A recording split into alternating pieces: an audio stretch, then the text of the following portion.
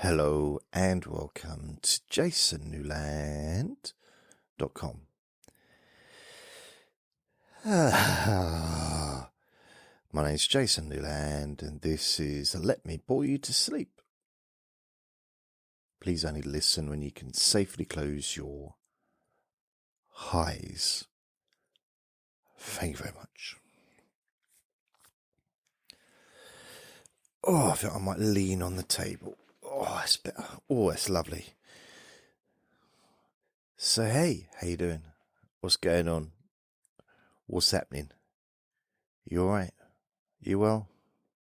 You know what I thought I'd do today? I've actually got a story to tell you, but I'm not going to tell you it today. It's too fresh. Yes. Last time I'm presenting something fresh that isn't a fart. So yeah, I could tell you about it, I suppose. I spent nearly the whole day. Oh, I've got itchy eyeball. All of the day standing outside a court. Not the furniture store, but court, as in magistrate's court, is it? I don't know. One of them. So this is for something that happened. Blimey, I can't remember if it was this year or last year, but happened quite some time ago. And it was an incident outside the petrol station. Already been to court previous to this for the same thing. The hearing, I think it would have been. And then this was the actual court case today. The hearing was in July, I think. Something like that. Yeah, I think it was July. Maybe June. July. So,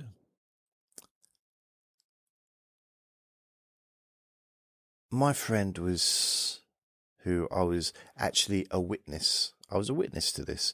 Only to the very last bit, not to the whole thing. I won't go into details. I probably talked about it in a previous recording, so I won't bother going through it again. But how are we supposed to understand the context? You don't have to understand the context. It's not that interesting. It's just, it's what I've done today, basically. Actually, I'm going to turn the camera around a bit. Look at that. Look at that. Look at that. Look at that. Look at that. You ready? You ready? Look. Look. My punch ball. See it in there? My new punch ball. Wasn't very professional, was it? I got a new punch ball. And I got a punch bag as well. But I already had a punch bag for those that have watched some of the older videos, because I used to have it on the wall. And I used to make quite a few videos with a punch bag behind me. Not for any specific reason, it just happened to be where my desk was. It wasn't relevant to the videos or the topic of conversation. And it was hanging off the wall. It was literally by a thread. In fact, it wasn't by a thread, because when me and my friend got it off the wall, it was proper solid. It's just half of it was off. Well, no, probably a third of it was off. But the other two bits were very, very solid. So probably didn't need to take it off, but it looked messy and I was a little bit concerned that the wall was going to come off. And because I don't own this property, I don't really want to be causing, damage to the structure of it, because I'm not sure how I'd explain that to the council. Phone them up and say, oh, yeah, half the wall's gone. How? How did that happen then? Well, I had a punch bag on the wall. Did you get permission to do that? I gave myself permission. Oh, Not sure what to say to that. That's a bit weird. Give yourself permission. You know what I got to do? I got to check that I'm actually recording this on the thing. Am I recording this? 25, 20, yeah, I'm recording it. Good. So I've got the video and the podcast at the same time, all with the recording studio recording at the same time. Sometimes I forget. And when with the camera, I've got a ZV-1, is it ZV-1? Sony ZV-1. It's kind of like a podcasting camera, really. All the rage last year, which is when I got it. Didn't use it last year, but it took me, like some things do, it takes me a while. I remember the first time I bought a proper computer, like my first computer that I ever bought, and it was in 1998. So I was a little bit slow on the gravy train of computers. I used to own a word processor before that, and I used to use that. It was like a portable, basically a typewriter, but electronic. And I used to store jokes and stuff like that on there. And then I bought this computer, 1998, from the catalogue, paid it off weekly or monthly, whatever. And it was this big old thing, the old computers, big old thing, big screen, chunky, big, massive thing. And I didn't have any internet access at that time. Now, the internet was very, very early days in the UK. In 1998. We did have like internet cafes, and it was businesses were using it, but it weren't everywhere. And I'd say most people were not reliant upon it at all. They weren't relying on the internet for pretty much anything, apart from those that were. And I remember I had this computer and I opened it up and I was all excited. It was a big old box, and it was like, because Amazon, they'll send you something this size in a box, the size of that fits a sofa. And you're like, well, why did you send me something so tiny in such a big box? Well, back in them days, you would get stuff that was in the right size box. And that was just an aside. That was just a little bit added information. So I got this computer and I opened it up and set it up, and I might have got some help from my landlord because he was my cousin's boyfriend, and he had his own computer, and so he knew his way around computers. I really didn't. I was a novice, a real novice to computers. So what I did is opened it up, and I remember sitting looking at it and just playing with it, listening to Celine Dion, her greatest hits. Which, to be fair, probably was this was 1998. I mean, she hadn't been around that long, had she, at that point? But it might have just been her hits up to that point. I feel like I want to check that out. But I remember listening to it, and because Titanic was 94, was it? Was it 92? Was it 1990? 91? So I suppose she had been around for a while. So I remember that. It was an evening and I was a youngster, 27 years old still. And I just remember just like playing with it and thinking, oh, this is good. But I have no idea what I'm going to do with it.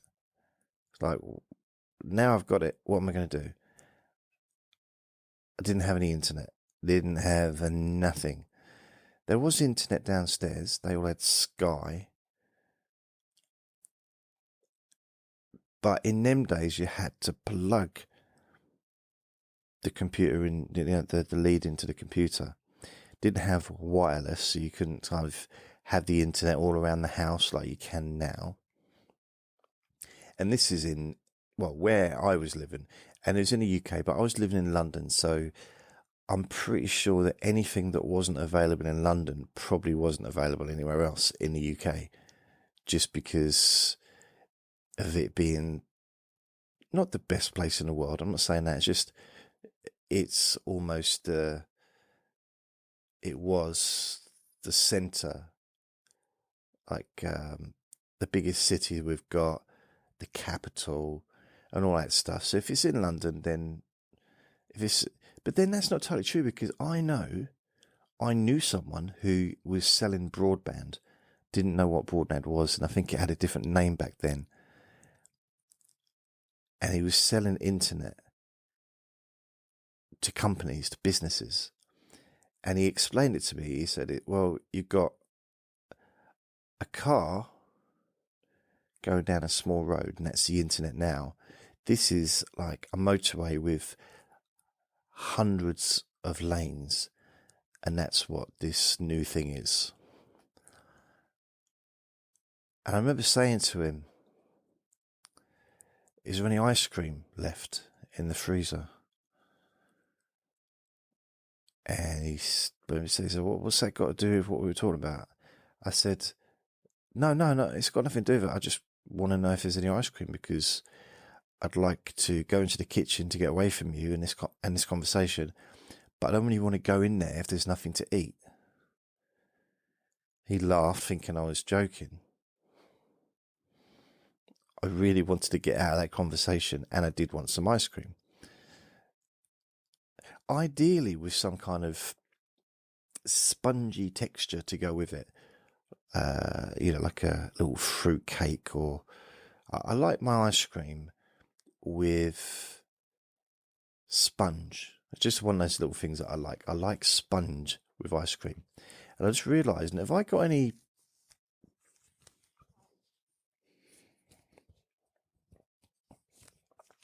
anything on my top that shouldn't be there? So I just had some ready break. And you might be thinking, oh, so you've just got out of bed, have you? I said, no. Well, yeah, I have, but I haven't. It's, what time is it? It's 22 minutes past 9 in the evening. After the day I had, I decided to come home and have my breakfast again and start the day new, like a new day. So I had my breakfast, had a cup of coffee, and then about an hour later, I was so tired I went to bed, because that's what I needed. It drained me a little bit of the day. But I'll come back to that in a minute. So I just remember this computer, and I'm thinking, what do I do with it now? It's just a computer. Because computers are kind of, well, unless you want to play games, they had games that you could play on them, and I mean, more obviously sophisticated these days, but even back then there was like solitaire and stuff like that. And I could play DVDs. I had a disc, so I could play DVDs. And I think it might have had a floppy disk. I don't remember. I don't know if it had a floppy disk drive. In my memory, it had a CD disk drive. That's my memory. I'm pretty sure it did at that point. I think the floppy disks were becoming obsolete at that period in history, I think. And then I didn't even look at the computer for about a year. Genuinely just lost interest. There's nothing to do. It's just, what am I going to do with it? What am I going to do with it? And so it wasn't really till 1999 that I got some internet of my own. So I got it into my bedroom, and it was BT, and you know, it was one of those pingy kind of sounds. And oh man, that was lovely. I love those sound, because it meant that what's going to come next was going to be internet. And it used to take sometimes minutes for just one image to come up. It was all images, no video. You couldn't get, it was just images. But it's hard to even believe that that used to be the viewing experience for whoever wanted to look at images. Was not video. Just, it's like, what? Yeah. And it's hard to even believe that that's how things were back then. And if you wanted moving images, like i.e. movies or stuff, you had to watch a videotape. I think DVDs had come in. Yeah, DVDs had definitely come in by then. But they weren't like super popular, I think, at that time. It was still VHS video recorders or videotapes. And Blockbusters still had VHS videotapes. I'm not sure. I mean, I remember Blockbusters, they introduced DVDs like as an extra, and then eventually got rid of the videotapes by about 2005, 2004. They still had videotapes. I know, because I used to rent them out, because I had a video recorder. I didn't get my first DVD player until I think it was 2004. I got this. It was a portable television. Again, why I didn't just get a bigger telly? Could have got one, but I just chose to get a portable one. So it's a small TV with a DVD player all built in. Why didn't I get a decent sized television? I don't know. I mean, if you can see behind me, I've got a big TV now, but that was more because of my eyes. I can't, with the screen, the screen wasn't big enough on my last TV. And even when I went to the channels to see what was on, couldn't see it properly. Definitely couldn't see subtitles.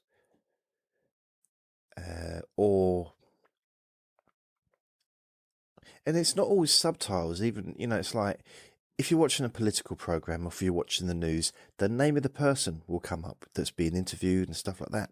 Couldn't see any of that. It was just a blur. So I had to upgrade to get a bigger telly. Anyway, and I found that one that was on special offer. So I thought, you know what? I haven't bought anything for me. I mean, not really, even, you could say clothes, but I get no pleasure out of clothes. I buy them for necessity. So it's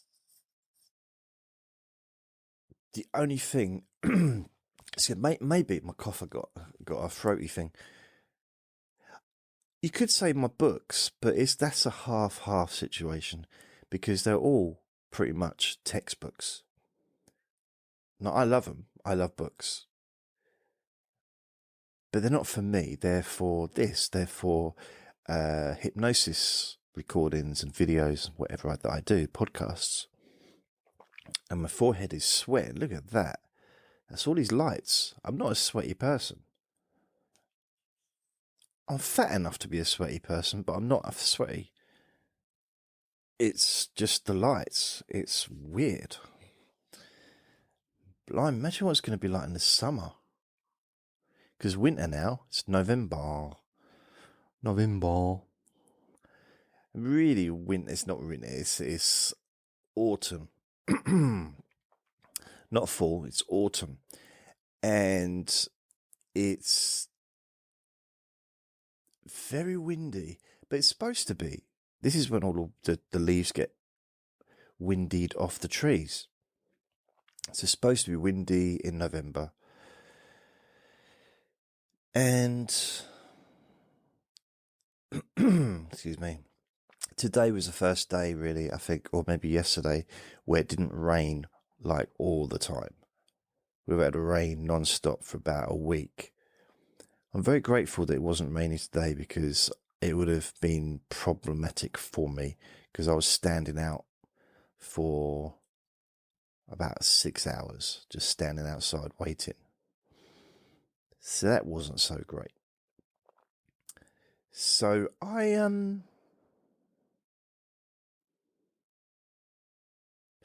didn't, although I did use the internet, and I used to like searching for stuff and trying to find, but it's just, it was exciting.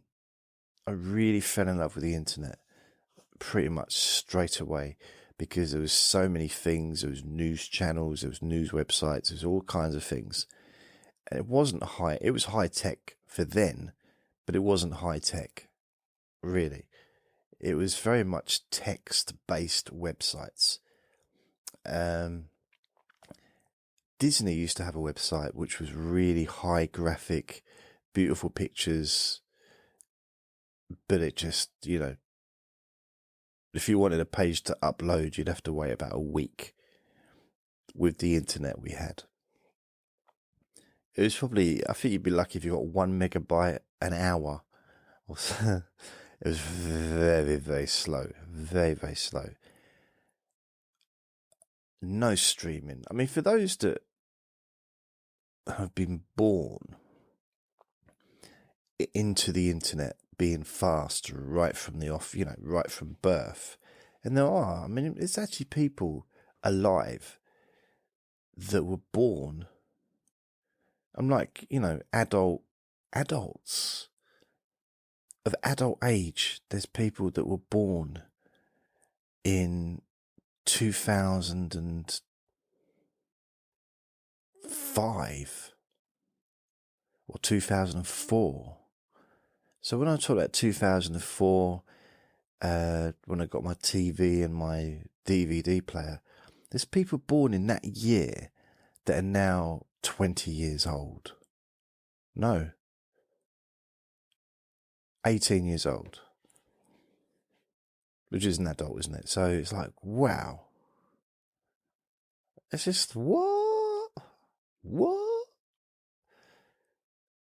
And I'm trying to figure out about internets, because I had the internet. What happened actually when I was in London? I went around. I used to go into the internet and just search for stuff. Really, search for anything hypnosis related. It was all text. It was all written stuff, and I didn't mind that, because I knew no different. There wasn't really much in the way of video, and there was a few attempts at it, but a lot of the things you'd have to download and then play it, which would take quite some time, because even now, even after all these years, video it's quite consuming. It's quite large files. I mean, what YouTube does is they convert the files. So if you upload a 30 gigabyte video to YouTube, they compress the thing. So, then if you was to download it again, it might be a couple of 100 megabytes. Maybe even less. I made that bit up, but I don't think I'm far off the truth. Is they've got the capability to compress and the technology they got is phenomenal. I don't understand how it works, but I don't understand how. I don't know how gingerbread or ginger biscuits are made. Doesn't stop me enjoying them. That's my philosophy on life. It's all about ginger nut biscuits, really, for me. To be fair, I just want to talk about ginger nut biscuits. It's not really. I really want to talk about them. I love them so much. I love ginger nut biscuits. They're my favourite. I love ginger nut biscuits. They're probably my favourite. I like fig rolls. But there was a fig roll that I used to have when I was 17. Was I 17? Yeah, I was 17. I used to work in this little supermarket. Every day for my... No, it wasn't my lunch, it was my break. So I had, I think, like a 20-minute break or a 15-minute break. I'd buy a can of Coke and a packet of these fig rolls, and I would just eat the whole lot. I would. There's like 1, 2, 3, 4, 5, 6, 7. There's probably about 8 fig rolls, maybe 10. So I'd have all of the biscuits and a can of Coke, and I'd burp my way through the next part of the shift until lunchtime. And I'd sit in there and in the staff room, and the radio would be playing. And I remember the 2 songs I remember from that period was Fast Car by Tracy Chapman. It's the first time I heard that song, and it was continuously being played. So I fell in love with that. And Fleetwood Mac, Anywhere. Was it Anywhere or Everywhere? Anywhere. Oh, anywhere. That one. To be fair, I didn't even recognise it from that. It was good anyway. I liked the song. 1987. It was a very good song. What other songs were 1987?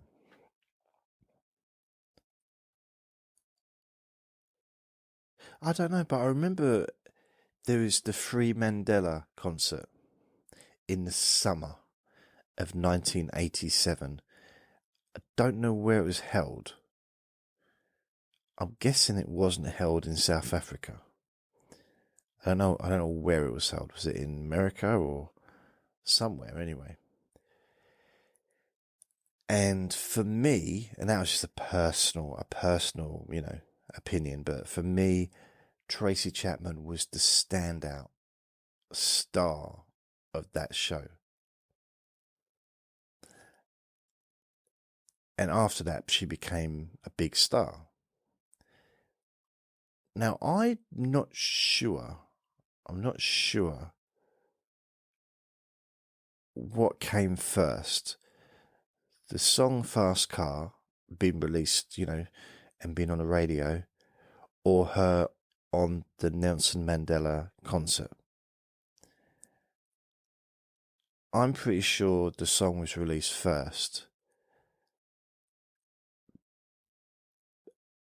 which is the reason why I watched the Nelson Mandela concert. Because generally it wasn't something that I'd be particularly interested in. But I might. I do watch some concerts, and there's lots of famous acts on, like Live Aid. The various Live Aids has been tribute to Freddie Mercury.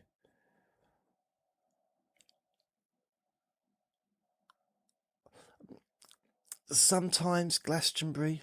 My bottom lip's got a bit dry today from all that wind. It's got chapped lips.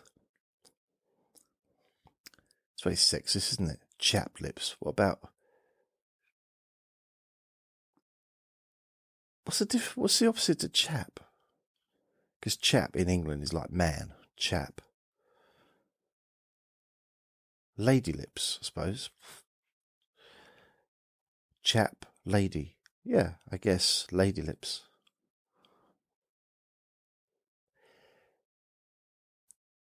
People don't like being called lady. But men don't mind being called man. Listen, man. Hey, yeah, you all right, man? Yeah, man. Yeah, lady. You all right, lady? Don't know. It's weird, isn't it? Earwax. So I really think I started appreciating the internet back in, like, really appreciating it for what it could be, or what it became, was in 2000. I went around oh, that was loud, wasn't it? I went around my cousin's house, and I think we were making some music together, and he had his computer on, and he had all the software, and he was a genius, musical genius. He grew up in it. So his dad, my uncle, was in a band pretty much his whole life, since teenage years, and he was probably in his 50s at this point. Brilliant musician. Like, he was a guitarist, but he could also play the piano, keyboard. He could do anything really but in the band he was a guitar player, and it was a country western band, and they were the top country and western band in the country in like the 80s and the 90s. I didn't even know that it was a thing in this country. Obviously, I know in America it's huge, but I didn't know it was here. But it is. It was then. I don't know about now. I went to one of their gigs, and they were brilliant. Like, really. I know it's like, you're saying that because he's family. Well, yeah, I am, but I mean, I wouldn't have gone to see him if he hadn't been family. I probably wouldn't have gone to the gig. And I'm not sure if I went to a couple. I went to at least one anyway. I loved it. Absolutely loved it. And the audience, brilliant audience. Happy, smiling, having the time of their lives, It was a great atmosphere. Really, really lovely atmosphere. And, I've been to a lot of gigs, mainly comedy gigs to be fair, but I've been to a lot of places, and the atmospheres aren't always great. Comedy clubs are, generally fairly good atmosphere. They can be rowdy, and it depends. Because, I think if people go to a comedy gig, the majority of people go with an open mind, and they just want to laugh. So they're open to it. But then other people get taken along. So someone might go along to a gig, but he might drag two of his friends along, and they might not be into it. They might just gone along because it's their friend's birthday, and that's what he wanted to do for his birthday, or to celebrate his circumcision or whatever. So they might have just gone to the comedy club, and he might have like 5 friends with him, and they're all getting drunk because they are bored. They're not interested in comedy. They want to talk about Lego or, whatever they're interested in. So, or foreskins, I don't know. And so then you've got a situation where people might start heckling or just get a little bit disruptive, or whatever. Or then you get some people that just keep going to the bar or keep going to the toilet, like they're just not interested in what's going on. So that can put a bit of a dampener on a comedy club. But I love comedy clubs. It's one of the loves of my life. I've got a few loves of my life. Oh, I'm banging the table now. I've got a few loves of my life. Some of them I'm not involved in anymore. Some that I'm a little bit involved in, some that I'm very involved with, and some that are no longer here. So the loves of my life is Andre, and Andre's gone. So he was the love of my life, that little boy. But then I've got other loves that, like stand-up comedy. I loved it. It was difficult. I got, certain memories, and good memories and not good memories, but it spanned over pretty much like 20 years of my life. I wasn't hugely involved the last 10 years, but I was still involved on and off. Every few years or whatever, I'd go and I'd help out in the office upstairs, or I'd do this or I'd do that. So I was kind of around until the club closed, in a very much minimized way, in a sense. But I used to visit regularly for that period as well, to this particular comedy club.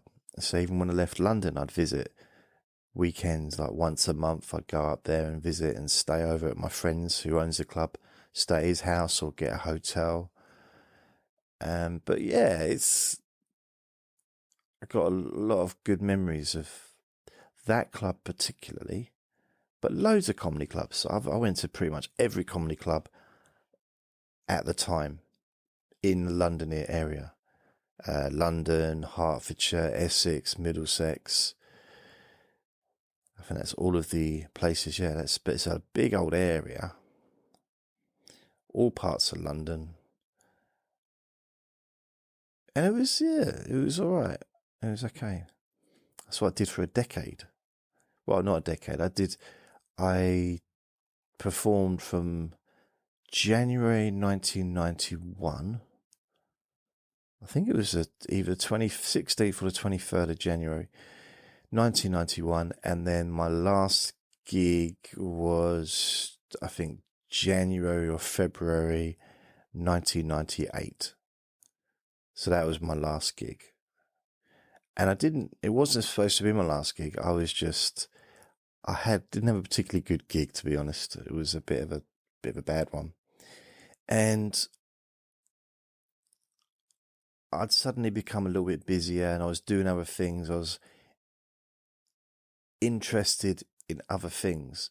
That's the time that I started becoming interested in hypnosis. And really? You've been interested for that long?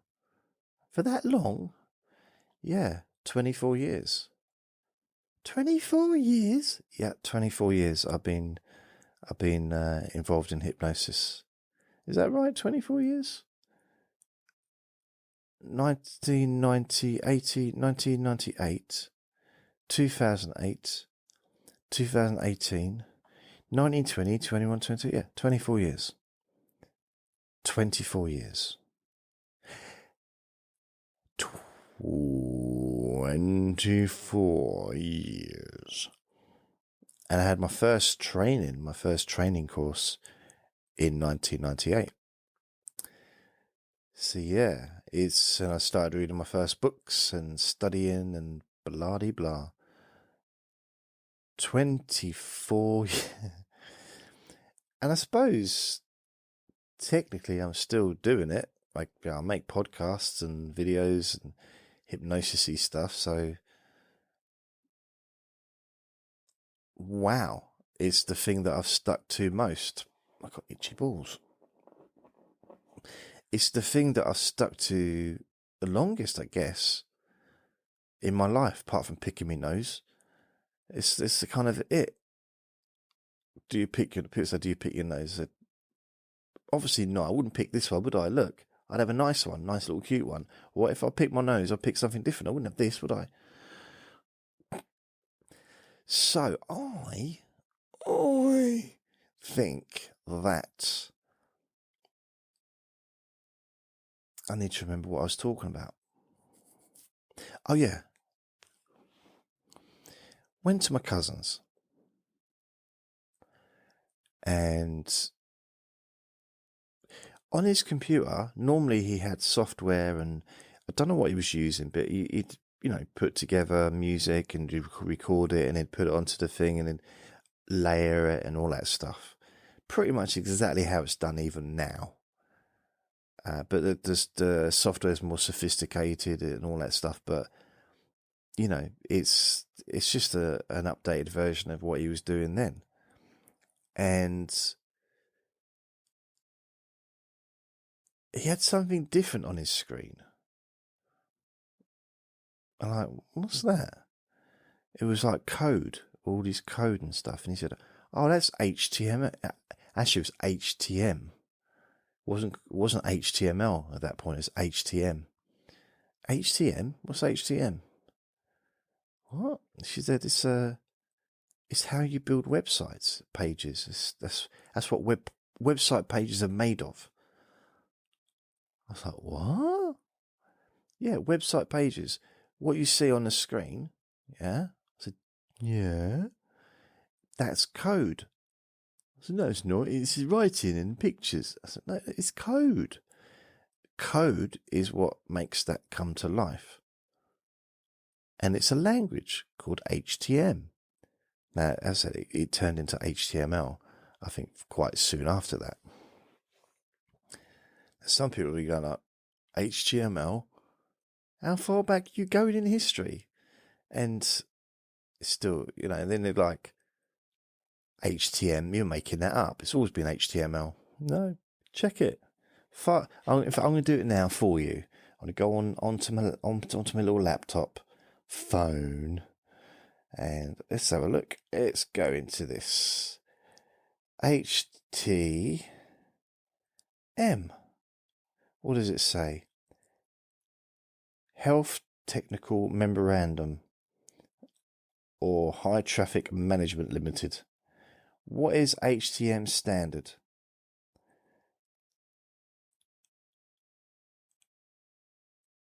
Oh, okay. It's so long since, I think what it is, is HTM, because it hasn't been used for so long. HTM, right? Let's look at Wikipedia. It's coming up under computing.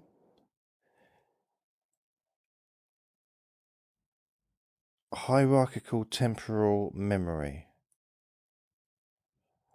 No, it's not. It's not. It's hyperlink markup. Hypertext markup language.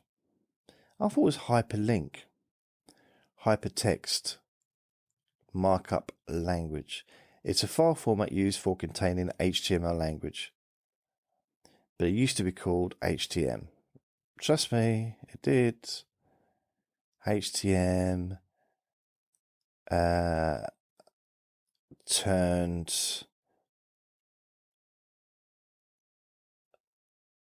HTM. Okay, let's have a look. Hypertext markup language, or HTML, is the standard markup language for documents designed to be displayed in a web browser. It can be assisted by technologies such as cascading style sheets and scripting languages such as JavaScript. Is HTM and HTML the same? HTM, both of them are an extension for the HTML file type. The HTML stands for Hypertext Markup Language. So it used to be HTM. So you used to do like finish the file, have a file, .htm, and then it changed to HTML. I'm sticking to that. I'm pretty sure it's true. It might be a lie, but I'm pretty sure it's true. I don't have a huge amount of emotions connected to being right on that one. I'll be honest. Nor that bothered. No.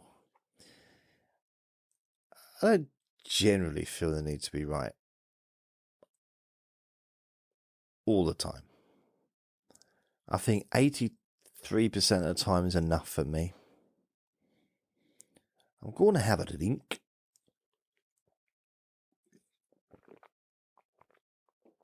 I saw so many drunk people today in town. There was this bloke that had I was holding a dog, so I had the dog on the lead outside the court, and a few dogs went past, and I made sure I got the dog away from them because he just doesn't like dogs. And there was this bloke there with his dog off the lead. I said, "Put your dog on the lead, mate." He was like, completely ignored me. This little dog, cute little dog. I ain't got an issue with the dog. I ain't got an issue with the owner either. But just, if you actually, this is a precious little dog. He's precious, he's got to be precious to his owner. Beautiful little thing.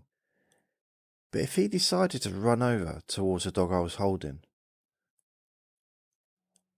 the dog I was holding would get scared and attack him, because that's what he does. He's had problems in the past. He's a rescue dog. 3 times he's been rescued. But we made sure we this time that he no longer goes mountain climbing. I think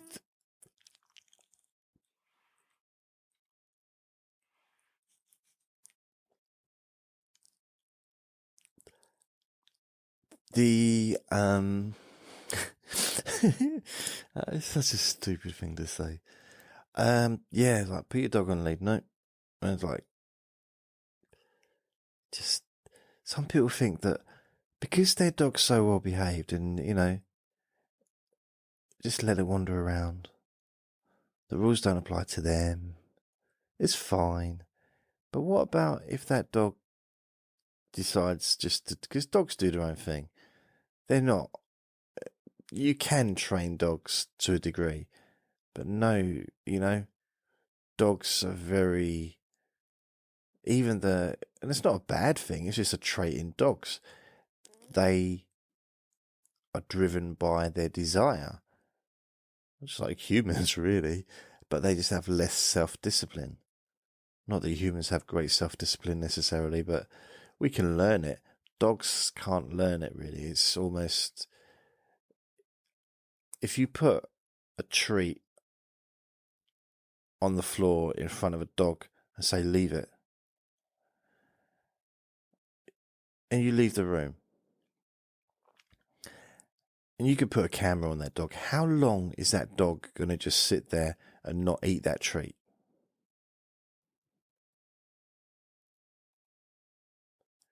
I may be a Doberman, or the kind of dog that can be trained to let an intruder into the house and then not let them out, which I think is just brilliant. Let them in, but don't let them out. Like, oh, that's friendly dogs. I thought the Dobermans are really scary. Let's break into the house, let's take some stuff. Dogs are just like, oh, so friendly. And then you go to leave, all standing in front of the doorways. It's like, yeah, no, I like that. I like that a lot. We should have them everywhere. So some dogs can be trained. I mean, even sniffer dogs, they're trained by turning it into a game. They're not disciplined. The dogs are not disciplined in a way of like knowing what they're doing. They're trained as in connecting, finding that thing that has that particular smell to receiving a treat, because they get treats continuously for finding something. So if they find, sniffer dogs, whatever it is they're sniffing for, they get a treat. That's why they're doing it. They're not doing it because they're clever, or because they're bright, or because they're intelligent, or because they want for anything, or because they're disciplined. They're doing it because they get a treat. or they think they're going to get a treat. Even if you don't give them a treat, they'll still expect to get a treat. And even if you don't give them a treat 3 times in a row, they'll still expect to get a treat. You know? So as long as you give them a treat every now and then, ideally every time, because that motivates them. Eventually, if you stop giving a dog a treat, I don't know if it will just quit. Well, I ain't doing nothing now, man. No, man, I ain't doing that. You ain't giving me no treat. Where do I want to go? I don't know what accent that was. That was a mixture of... So, I don't know what my point is here, but dogs are lovely. But some people think that they've got a brain capacity to actually understand what the human's saying. I know people that argue with dogs. Oh, he's doing that because of that. He's doing that, and he's... No. That's like having an argument with a 1-year-old child. Absolutely pointless. Trying to have a logical conversation with a 1-year-old child. They don't have the brain capacity to do it. Unless they're perhaps some kind of genius. But people say like, oh, he's doing that on purpose, the dog, like, he's devious, he's doing that just to wind me up. No, he's not. He's doing that because he has no self-control. And the reason he ate the food off your plate when you left the plate on the sofa to answer the front door is because that's what dogs do. He was hungry and he ate the food. He knew somewhere that it wasn't the right thing to do, because as soon as you come in, he's shaking. But he couldn't control himself. So they have the capacity, I think, to know from learning, like, not to do things, but they can't stop themselves. There's humans like that, maybe. Oh, it's quite a human trait, isn't it? For certain people. Where even though they know what they're doing is harming them, they harm themselves, they still do it. They have no control, no self-control. Ah, that's interesting.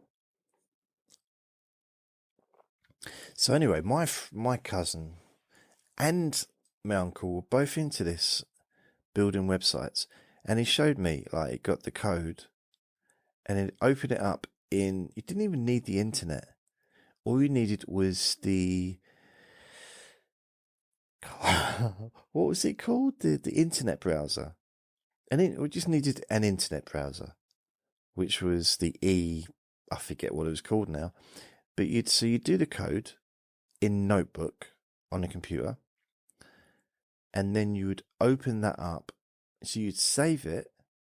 So instead of as Notebook, you'd save it as a file, HTML or HTML. And then when you opened that up in the internet browser, regardless if you had internet connection or not, it would open up as it would be shown on the internet. So you could have pictures, and you could design a website offline. Wouldn't need the internet at all, just the internet browser. And it all worked. You could set up hyperlinks, links from different, to go to a link. I used to call it hyperlinks, but just a link from one thing to another. And I got the bug. I took it to a whole new level. Like, they were interested, and I think my cousin got bored after a while, and I don't know about my uncle. I don't think he did it for a little while, but he might still be doing it. But I ended up spending all of my time studying this and learning how to do it. And I've got the internet as well, so I could actually have it online. I actually dissected a page, and it took me a few days. And my whole aim was to find out how the hyperlink worked, how the link, when you click on a link and it takes you to another page.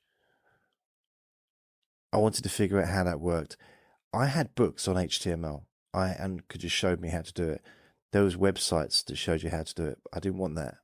What I wanted is to actually learn, find out for myself by basically looking at the page, going to the code, changing a little bit of the code, deleting part of it, and then going back to see how that affected the page. So I did that with colors. I did that with bold and the kind of text layout, forms, pictures and where the pictures are, and titles, just the basic, because very basic stuff, but how it kind of laid out and where you put it and what things in brackets you had to have. And I spent absolutely ages dissecting this page, deleting parts of it. So all I had left was the link. But it wasn't just the link, it was everything that went before and afterwards in order for that link to work. Now, it's pretty basic stuff, but back then I didn't know what I was looking at. I could look at an HTML page even now, and I haven't built anything in HTML since 2005. So that's 17 years. I can still read the page to a degree. So I can edit a web page to a degree, so like change the color, I can change things around. So that's quite handy, or change the size of stuff. So it's handy because on my website I put in HTML, text into the website, and I can change bits, just little bits. But unless you knew how it worked, you wouldn't know to be able to do that. Now, I don't know much about the new technology. By new, the last 100 years, but it's really helpful because I can find stuff. I can look through the text in a code for HTML, for the basic code, or just generally like a form. So if I embed a YouTube video into a website, I can look at the code and sort of see how it's structured. So if I want to increase the size of the form, I can do, or the size of the video, or if I wanted to change the link to somewhere else, I can do that as well. So just little things like that. It's very handy to know. But it took me, I spent the whole of 2000 pretty much at home during the week, Monday to Friday, Sunday, 7 days a week really, during the day anyway, working on this, not just on that one little bit, but on how to put together websites. And I absolutely loved it. It's one of my happiest times because all I did. Now, I like doing just one thing, which probably sounds a bit sad, but sad. I don't know about now, but I kind of still do. Just one thing. So studying code, just that one code. I could have, I think about it. I could have got really good, if I'd have kept it going. But then circumstances changed and I didn't continue with it. I kind of had to focus on other things, and then I didn't have the internet anymore, and like just weird. But what did come out of it was a very strange thing. Again, I've talked about this before. I think it was about 2002. I'd been working in this call centre, Churchill Insurance, and there was an intranet. We didn't have the internet, but we had intranet, which is basically the internet, internal internet, so you could all, contact each other and stuff like that. And then have a few little bits of information for people to look at. But you'd have to kind of go through it, and it was all organised in a very much like a filing cabinet kind of. And there was stuff in there that wasn't always necessarily up to date, and there'd be notices and things. So what I thought would be good is something that you could have on your desk, have on your computer.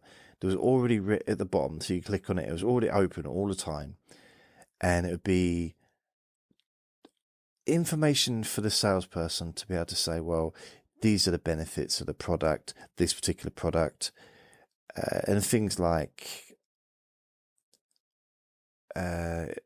conversions and working out what your conversion is, and just a few little bits like that, and information about the different companies that we were, different insurance companies, because although it was Churchill we were working for, it was Lloyd's TSB, and there was lots of things going on. So other companies were involved.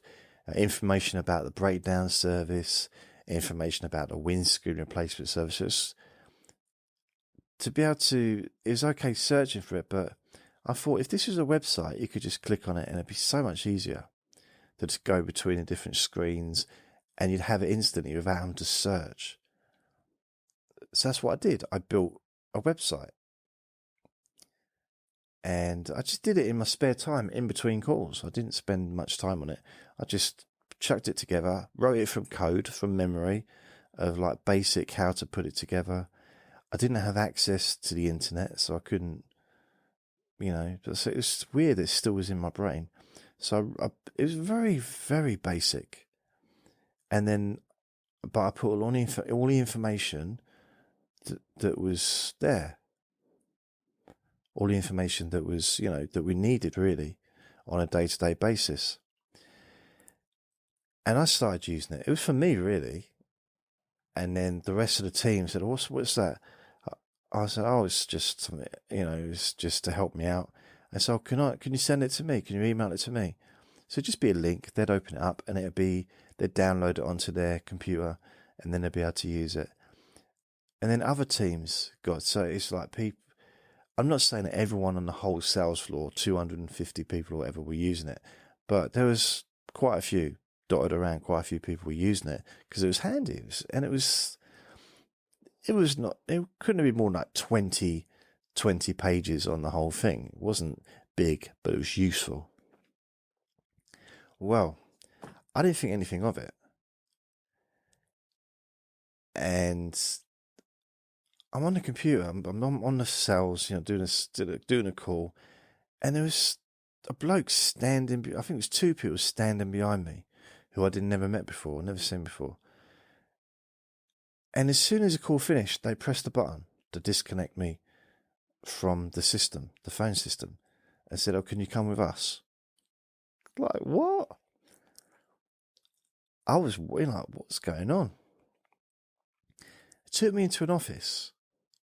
It seemed a bit heavy-handed, really, but they were just IT people. One was a manager, and one was an IT person. And they said, "Did you build this?" Because it had come to their attention.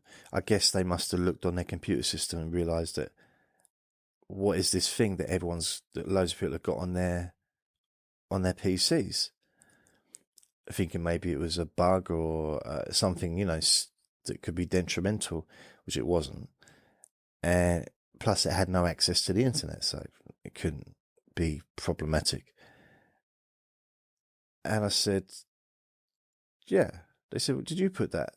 You've been sharing this around with people?" I said, "Yeah." Where did you get it from? I said, I built it. It's mine. I put it together. You did this yourself? They were really like, yeah. It's very basic. It's like, really, it's not. It wasn't like world-class website. I've never built a website that was world-class. And they were, you did that yourself? I said, yeah. How did you do it? I said, what do you mean? What did you do? How did you do it? How did you get the information into work? And I said, no, from my brain. I just remembered it. I just did the code. Something I used to do a few years back. And they said, oh. And then they proceeded to tell me that they've spent the last 2 years putting together something, or a year and a half putting together something exactly like what I'd already done, but they hadn't completed it yet. And it was going to be an intranet thing, and everyone could have all that information they needed.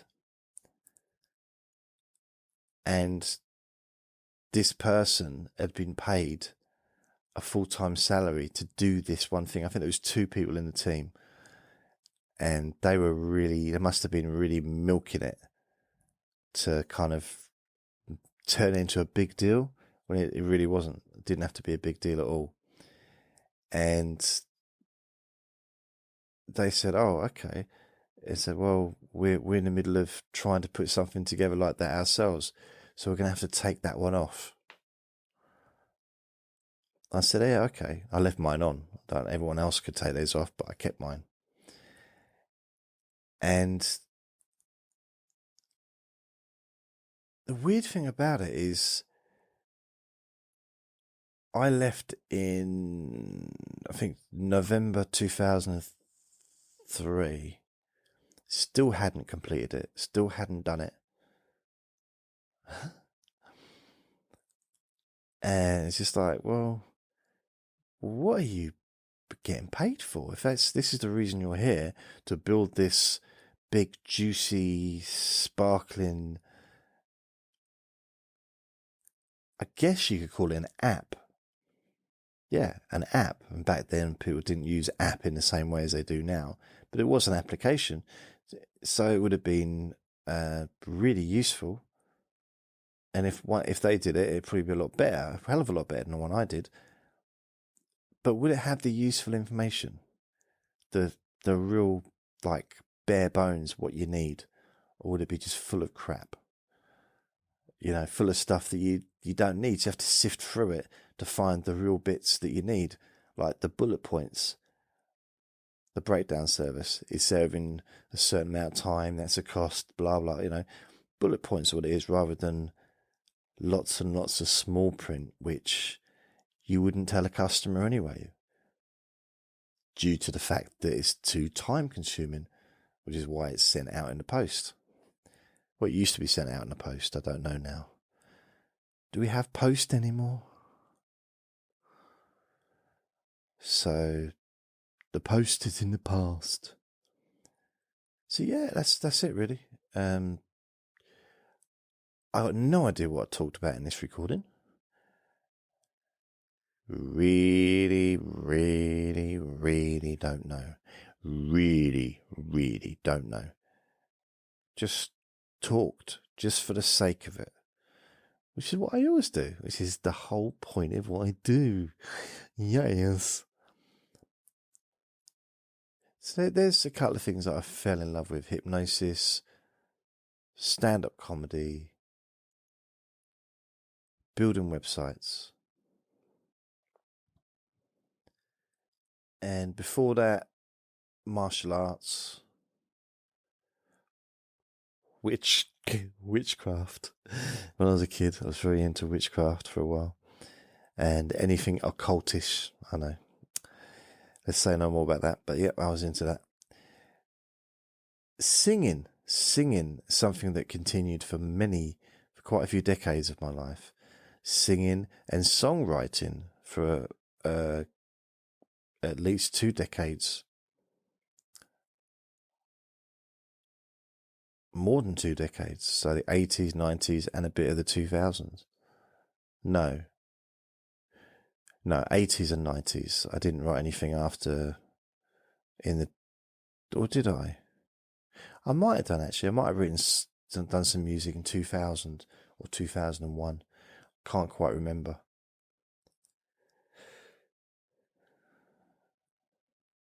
And then pretty much Buddhism was a huge thing in my life for quite a while. But since 2006, this very thing that I'm doing, this exact thing is what I've been doing. And even when I was at university, when that should have been my real priority, my main focus, it wasn't. This was still my main focus, making videos, making podcasts. In those years, 2007 to 2010, this is what I was focusing on. And it's weird because none of that stuff's really available to watch or listen to anymore. Most of that stuff's gone. All those years and thousands of recordings gone. But I focus more on the last. I kind of had a reboot, really, I guess. 4 years ago, I had a reboot with the podcasts. I mean, there are still some old podcasts that are available on my website or not on my podcasts, but generally they're kind of now just retired and in storage. And, when the time comes that I can convert or restore a recording to really good level, then they'll stay in hibernation. So although it might look like, I've only been doing this for 4 years on podcasts, so I've been doing it since 2018, or the videos, I think I've got 32 videos on YouTube. So I'm a beginner. I've only just started doing it. And there was loads and loads of videos. Absolutely huge loads. But they're gone. Gone. So it's almost like I'm now rebooting myself. Rebooting on YouTube. It's a new start. It's a new day. And I'm feeling good. So yeah, it's strange, isn't it? Yeah. Okay, I've got a better setup now than I used to have. But I was really into it. I didn't take it. I wasn't just having a laugh. I was very, very serious about the podcast I made. I was very serious about the videos that I made. They weren't great quality picture or quite good quality sound, but the content was good. Well, fairly, I think, or as good as I could do at the time. It's weird. It's just like, I know I've got well over 1,000 recordings. Well, I mean, blimey. There's a huge amount since 2018. There's a lot. I mean, thousands of recordings. So from that perspective, you say, well, okay, I've been quite prolific. Which I don't know about prolific, but I've been fairly regular for the last 4 years. I had a bit of problems with constipation, but anyway, thank you for listening. Remember to be kind to yourself. Lots of love. Bye.